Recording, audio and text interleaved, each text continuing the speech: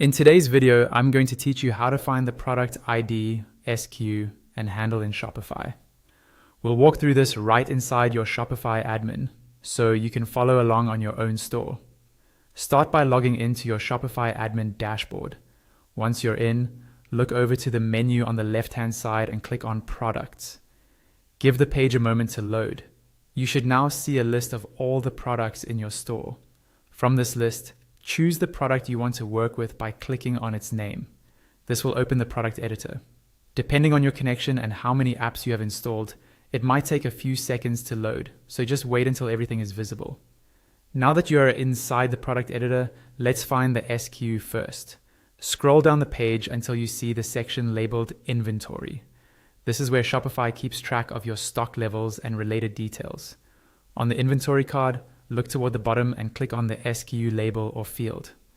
Here you'll see the product's SKU, as long as you or someone on your team has already set one. If the field is empty, that means no SKU has been assigned yet, and you may want to add one for better tracking later. Next, we'll find the handle, which is used in your product's URL and is important for search engines and linking. Keep scrolling further down the product editor until you find the section called Search Engine Listing. If this section looks collapsed, click it to expand the details. Near the bottom of this card, you'll see the URL and handle. The handle is the part of the URL after the last slash. This is what Shopify uses to build the product's web address. Finally, let's locate the product ID, which is a unique numeric identifier that Shopify uses behind the scenes. Look back to the left-hand panel and find Online Store. Hover your mouse over it, and an eye icon will appear on the right side.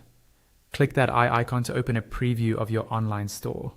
Wait for your storefront to fully load. Once it's loaded, navigate to the same product you were editing earlier and click on it to open the product page. If your product has variants, such as different sizes or colors, click on one of the specific variants so that it's selected. Now, look at the address bar at the top of your browser. At the very end of that long URL, you'll see a long number. That number is the product or variant ID.